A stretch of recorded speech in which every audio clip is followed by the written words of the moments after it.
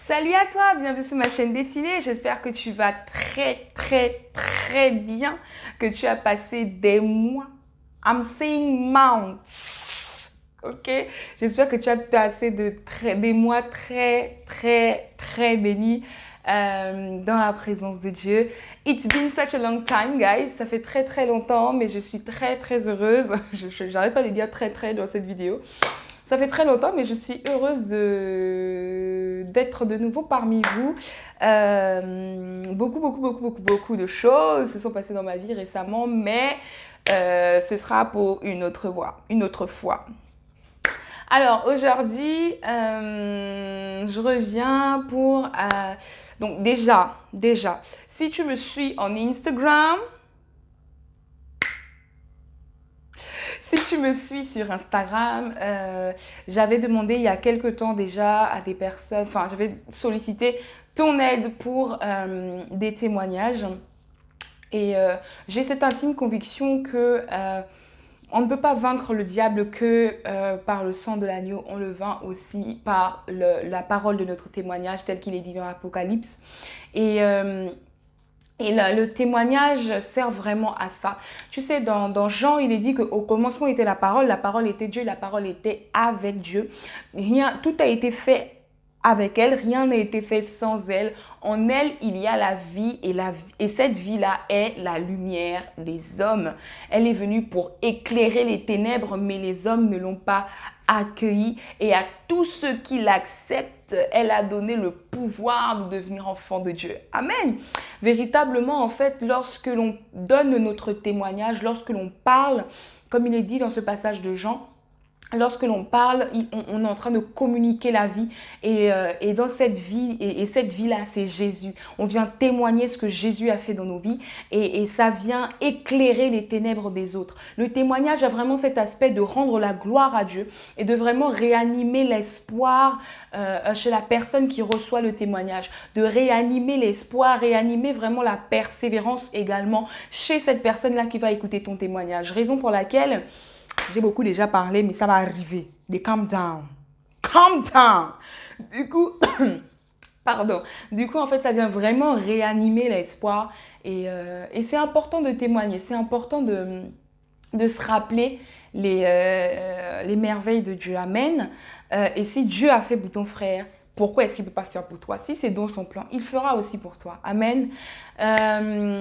Donc voilà, si tu veux participer, si tu as un témoignage à partager, voilà, n'hésite pas à me mettre ça en commentaire ou à m'envoyer un message sur Instagram. Et très prochainement, une page Facebook spéciale destinée sera créée et on pourra échanger également là-bas.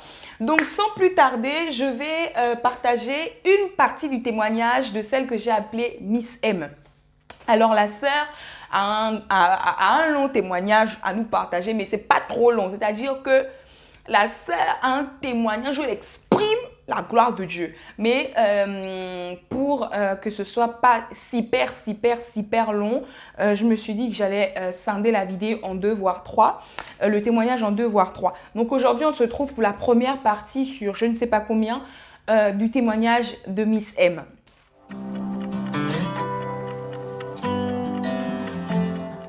Alors, la sœur, c'est pas qu'elle s'appelle Meredith ou Marine, non, c'est moi juste qui ai décidé de l'appeler comme ça. Alors, je vais commencer à lire le témoignage de Miss M. Miss M commence son témoignage en disant, témoignage, donc histoire des études de Miss M et la gloire de Dieu dans tout ça, avec 3 points d'exclamation, vraiment on s'attend à du bon. Et la sœur dit, quand j'étais au lycée, je savais juste qu'un jour, je voulais avoir une très grosse carrière comme mon père, mais je n'avais pas d'ambition particulière ou de détermination comme aujourd'hui. L'histoire du bac. Elle me dit, j'ai un bac ES, spécialité mathématiques.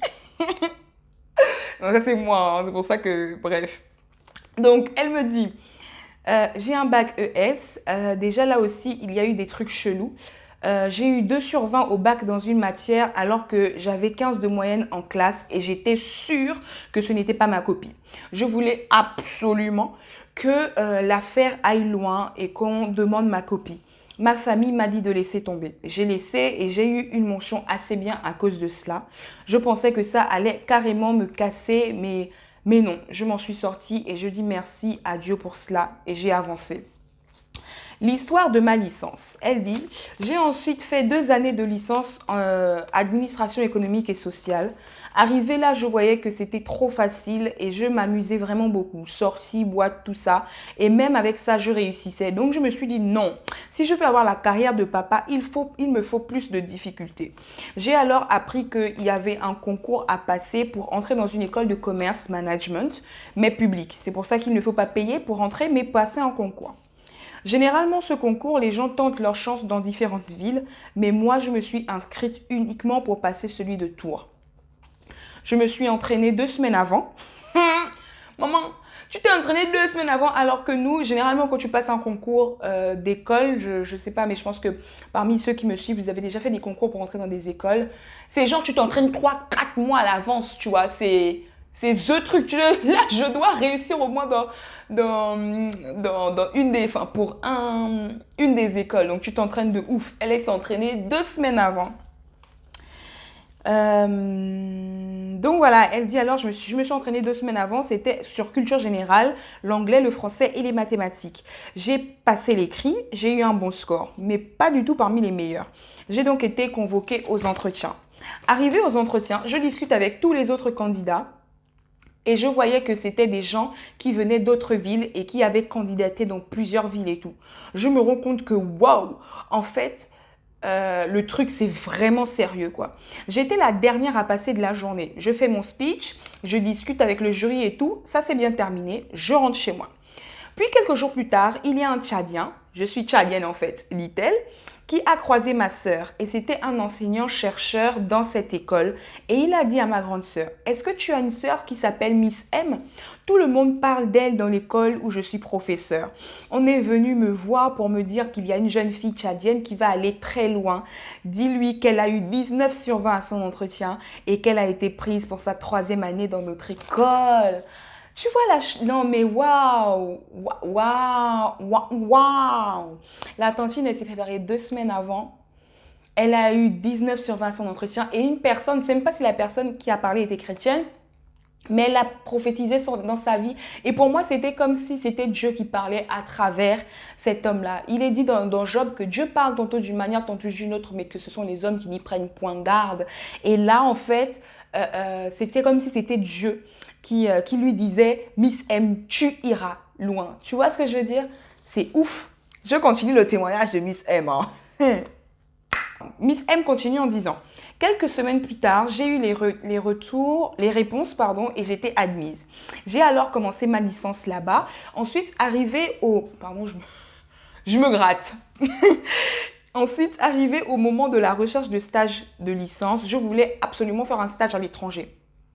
J'étais la première à trouver mon stage en anglais dans l'administration d'une école primaire en Espagne. Mon école a validé et tous les documents administratifs ont été remplis et complétés. Mon école ont été complétés entre mon école et l'entreprise de stage. Puis d'un coup, je ne sais pas, il manquait juste la signature du directeur de l'école qui était en voyage.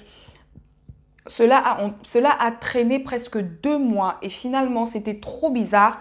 Et l'entreprise me disait que s'il n'y avait pas cette signature donc de son école, il serait obligé d'annuler l'offre. Même mon école ne comprenait pas ça. Ils sont rentrés eux-mêmes en contact avec l'entreprise, du directeur de l'entreprise. Sorry. Mais même mon école ne comprenait pas ça. Ils sont rentrés eux-mêmes en contact avec l'entreprise, mais aucune réponse. J'étais revenue... Oui, c'est ça. Il manquait la signature des...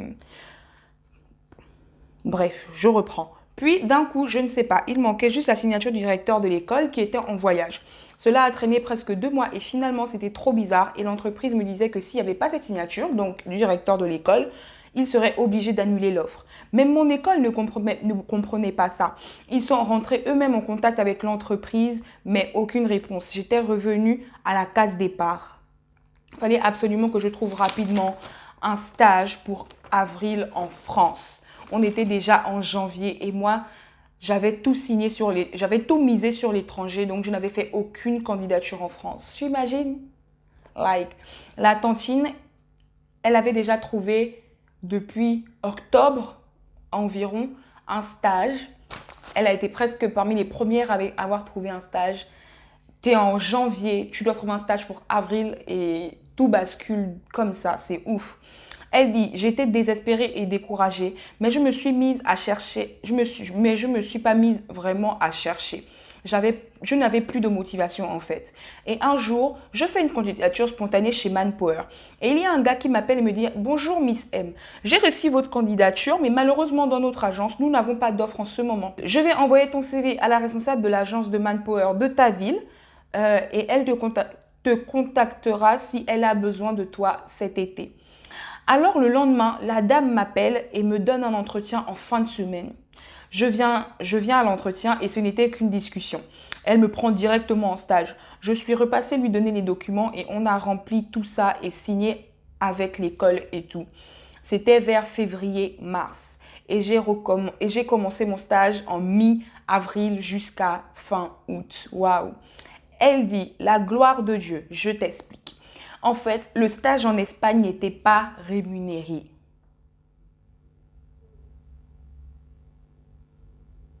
Je recommence. Elle a dit, en fait, le stage en Espagne n'était pas rémunéré. Je devais payer moi-même mon appart et mon billet et tout. J'avais juste une gratification en fin de stage.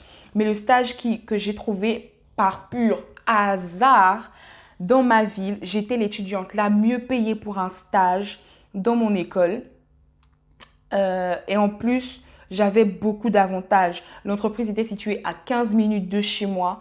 Pas besoin de déménager. Je prends le bus et 15 minutes, je suis arrivée. Voilà, là on est arrivé à la fin de la première partie du témoignage de Miss M. Et franchement, en fait, je me dis, tu sais, son témoignage me défie beaucoup parce que déjà, elle avait tout misé sur l'étranger. Elle avait tout misé sur un plan, genre one plan, like if it fails, it fails. Si on a mis non. Du coup, parfois c'est ce que l'on voit et tu sais même ça me rappelle quelque chose que disait Salomon ou David, je sais plus. En tout cas, j'ai pris ça des prières inspirées. Et comment il s'appelle? Et Jérémy Sourdry nous disait dans cette prière inspirée que c'était dans combattre les pensées impures, si vous voulez, on ne sait jamais. Et en fait, Jérémy Sourdry disait dans cette vidéo que David ou Salomon, je ne sais plus, qu'à l'époque de cet homme de Dieu, il n'avait pas encore reçu des révélations sur les prophètes de Baal. Et ce qui s'était passé, c'est que les temples qui étaient élevés pour les prophètes de Baal étaient beaux à voir. Et je crois même que c'est l'Ecclésiaste qui le disait que l'homme, ou Salomon dans les proverbes, disait que l'homme est un homme très visuel, c'est-à-dire qu'il est très attiré par ce qu'il voit. Ce qu'il voit, c'est genre ce qu'il veut. Et les temples élevés pour les prophètes de Baal étaient beaux de l'extérieur. Mais lorsque Dieu a donné la révélation sur les prophètes de Baal, ces temples ont été détruits et ils en ont fait des toilettes publiques. Pourquoi? Parce que ce qui est beau n'est pas forcément ce qui est bon. Ah, alléluia, prêche, hein, avance. Donc, je disais, ce qui est beau n'est pas forcément ce qui est bon. Et généralement, quand on a une opportunité, on est tellement buté, on est là, c'est ça, pas autre chose. Et ça, c'est pas forcément que sur les études, tu vois. C'est pas que sur les études, c'est peut-être sur le mariage, c'est sur plein de choses, sur tous les sujets de notre vie. Lorsque l'on a quelque chose qui semble tellement beau, tellement bien, tellement genre la grâce, I can testify, yo, tellement la grâce que c'est beau et en fait, ce n'est pas forcément bon pour nous. Ce n'est pas seulement forcément ce que Dieu voulait pour nous. Et Et là, tu vois, dans le témoignage de Miss M, on voit bien que finalement, en fait, ce départ en Espagne n'était pas voulu de Dieu. Et c'est Dieu qui a permis à ce que la situation s'arrête. Et ça me fait penser à un passage dans les évangiles, dans Matthieu, je pense, lorsque il y avait une femme veuve qui emmenait le corps inerte, de son fils au cimetière. Et Jésus passait par là. C'est-à-dire que Jésus n'était même pas venu pour cette femme, mais Jésus passait par là et il a vu cette femme, il a été ému de compassion pour cette femme qui a perdu son enfant et Jésus a été ému de compassion, voilà, de voir cette femme attristée. Et ce que Jésus a fait, c'est qu'il a mis une pause à l'avancée de cette femme vers le cimetière. Et il a fallu que pour que la situation de cette femme change, que Jésus y mette pause. Tout comme dans le témoignage de Miss M. Tu vois ce que je veux dire? Souvent, le Seigneur met pause. Il met pause à l'avancée de quelque chose. Il met pause à l'avancée d'un projet. Il met pause à l'avancée d'une relation. Parce que là, il veut mettre en place un processus de résurrection. On peut voir par exemple que dans cette histoire, lorsque Jésus est arrivé et a mis pause à l'avancée de cette femme et du sépulcre, enfin vers le sépulcre, Jésus a ressuscité l'enfant de cette femme.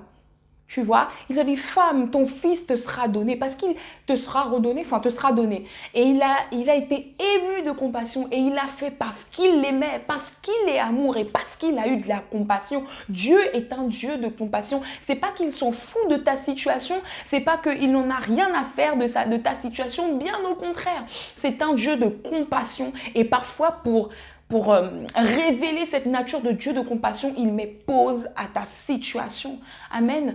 Et c'est ça. Et il a mis pause et il a ressuscité cet enfant. Et lorsqu'il a dit, jeune homme, lève-toi, le jeune homme s'est levé du cercueil. Tu imagines, essaie d'imaginer l'histoire, genre, tu vois une femme qui emmène son fils au cimetière.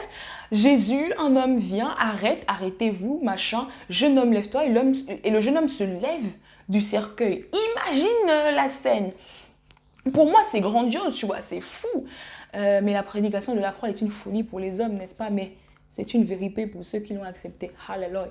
Mais voilà, tu vois, et du coup, le jeune homme a été ressuscité et il a été rendu à sa mère. Et donc, la puissance de la résurrection a agi et ça a emmené la joie, ça a ramené la joie et la vie dans cette famille. Et c'est ce que Jésus a fait aussi dans l'histoire de Miss M. Il a mis pause à cette histoire d'Espagne parce que ce n'était pas sa volonté. Miss M a vu l'anglais, Miss M a vu l'Espagne, Miss M a vu les belles choses. Sauf que Miss M ne savait pas que le stage n'était pas rémunéré, qu'elle aurait dû payer elle-même son billet, qu'elle n'aurait pas eu d'aide, etc.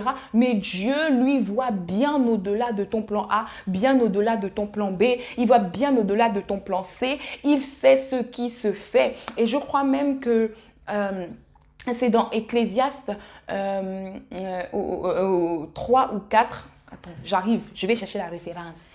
Oui, et dans Ecclésiaste, en fait, au chapitre 3, au verset 15, il est dit...